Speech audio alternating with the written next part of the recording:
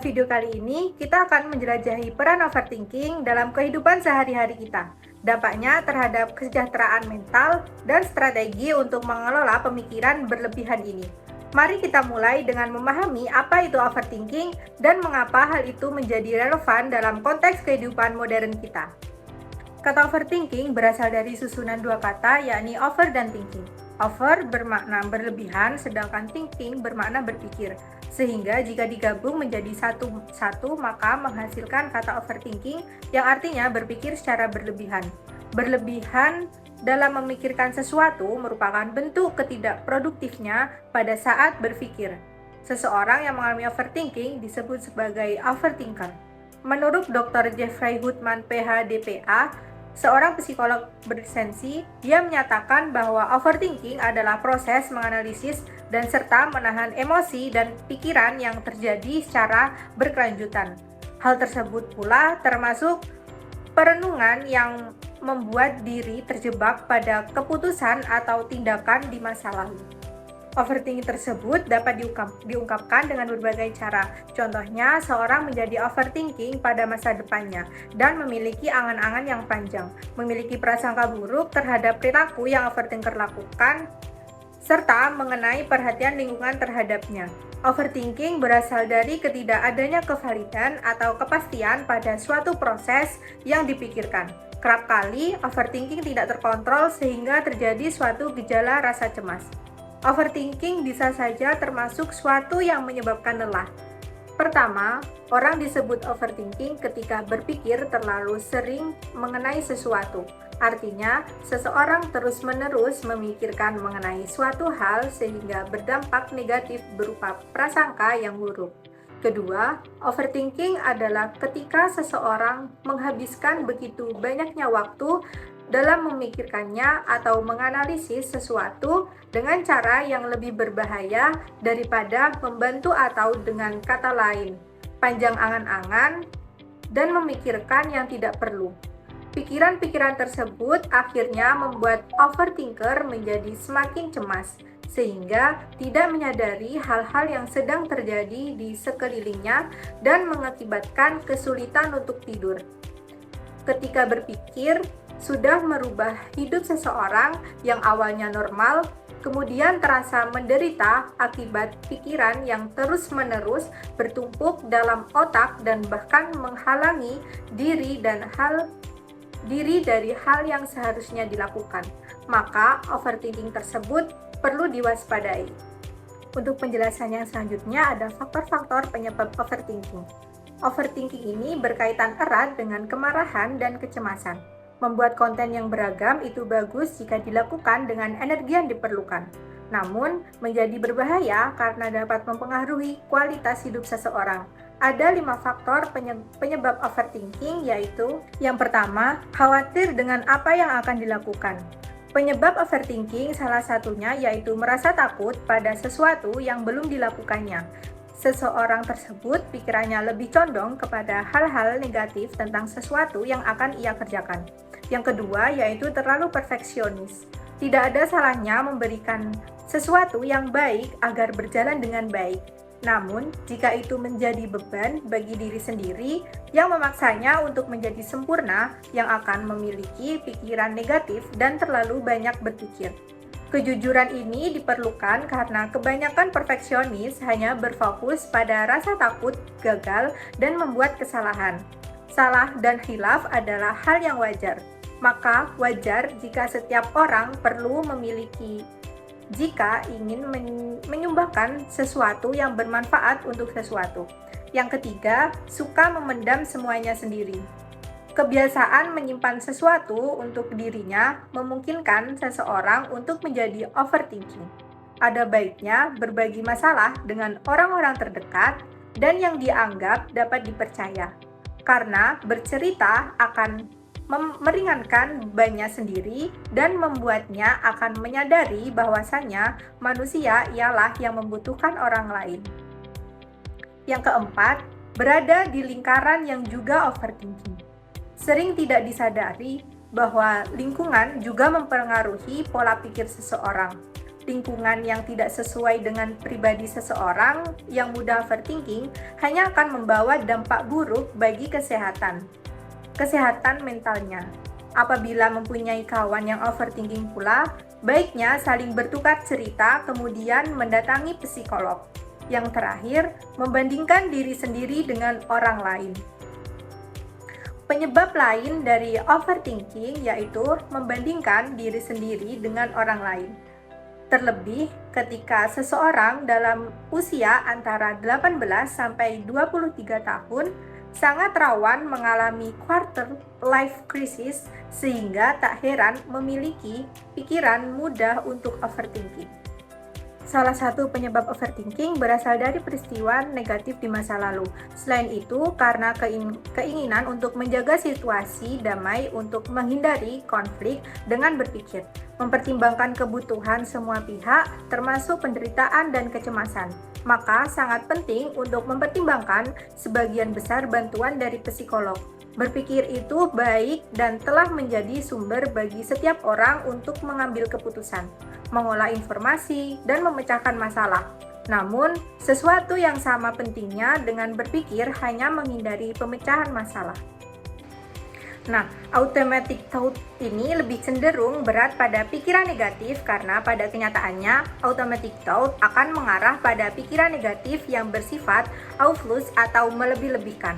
Automatic thought ini perlu dikelola karena dapat mempengaruhi emosi dan tingkah laku jika mulanya jelas-jelas menghasilkan pikiran positif dan negatif. Namun, pikiran negatif automatic thought mayoritas selalu menang dan mengalahkan pikiran yang positif, sehingga pikiran negatif ini yang memanipulasi akal sehat manusia dan kemudian mengandung overthinking. Penjelasan selanjutnya yaitu ada ciri-ciri overthinking. Overthinking ialah keadaan yang dapat dilakukan oleh siapapun serta penderita tidak menyadarinya. Ada beberapa ciri yang menandai bahwa ia adalah seorang yang overthinker. Yang pertama, mengalami kesulitan tidur. Semakin memikirkan suatu hal, membuat otak serta daya pikir berpikir persepsi negatif sehingga otak sulit untuk istirahat. Dan apabila dilakukan secara terus-menerus, bisa memunculkan rasa cemas dan takut yang akhirnya berujung pada kesulitan untuk tidur. Yang kedua, sering merasa lelah. Seorang overthinker sering gelisah dalam berpikir dan menyita banyak waktu serta tenaga.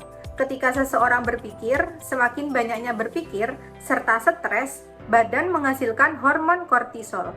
Apabila hormonnya over, maka akibatnya tubuh merasakan kelelahan. Yang ketiga, tidak percaya pada evaluasi diri sendiri.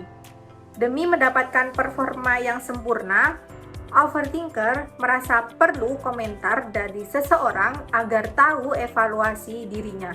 Misalnya pakaian, gaya bicaranya, serta hal remeh lainnya.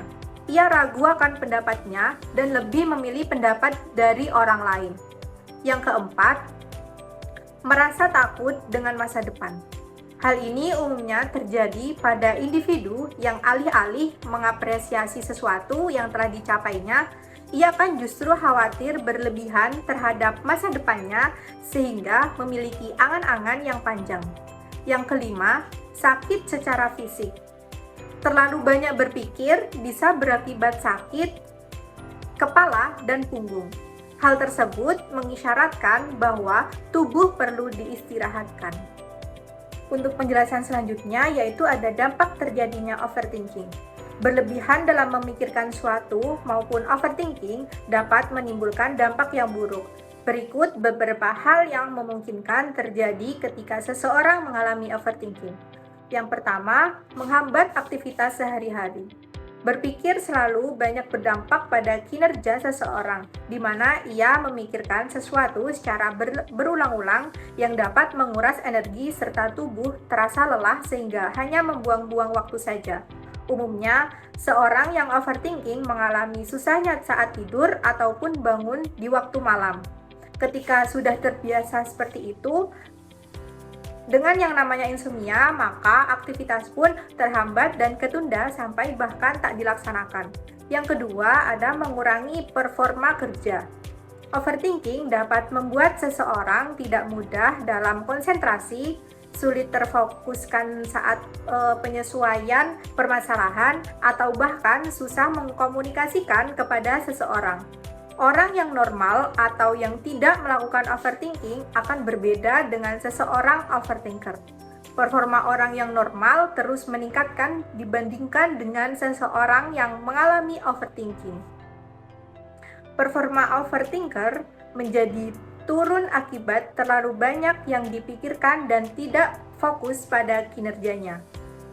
Yang ketiga, membuat emosi menjadi tidak normal. Seseorang dengan kebiasaan overthinking akan masuk pada fase emosi yang tidak normal dan sulit untuk mengontrolnya, di mana ia dominan tak dapat dikendalikan amarahnya, gampang panik, minder, dan mempunyai pikiran serta tingkah laku yang tidak masuk akal atau aneh.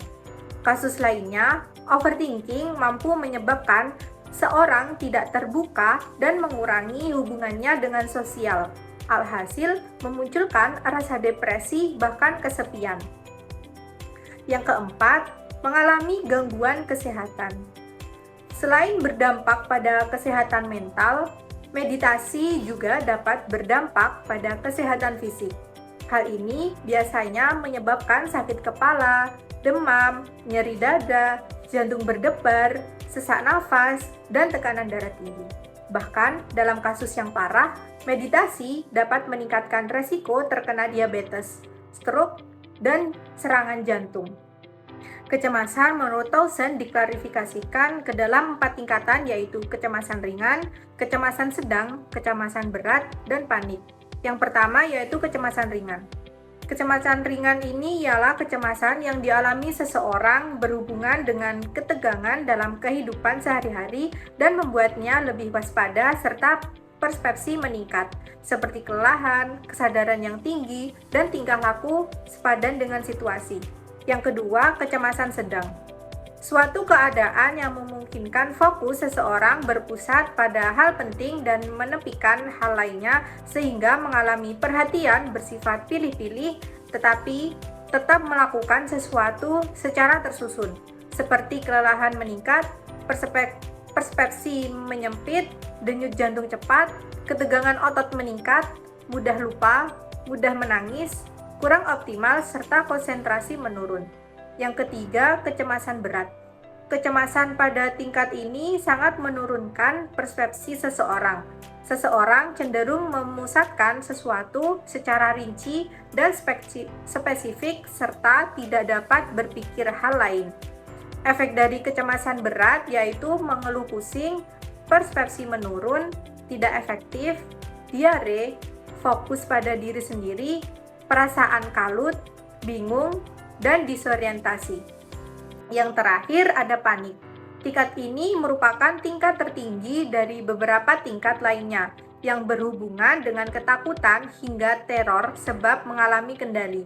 Orang yang panik tidak mampu melakukan sesuatu meskipun diarahkan. Ia mengalami pucat, susah bernafas, tidak dapat merespon perintah sederhana, berteriak, menjerit, mengalami halusinasi, dan delusi.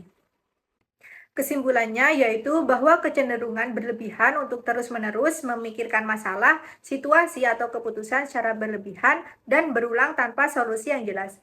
Hal ini dapat mengganggu kesejahteraan mental dan emosional, serta menghambat kemampuan seseorang untuk mengambil keputusan yang efektif dan meningkatkan kehidupan secara menyeluruh. Oleh karena itu, penting untuk mengenali pola-pola overthinking dan mengembangkan strategi untuk mengatasi dan mencegahnya. Sekian dari saya, kurang lebihnya mohon maaf. Wassalamualaikum warahmatullahi wabarakatuh.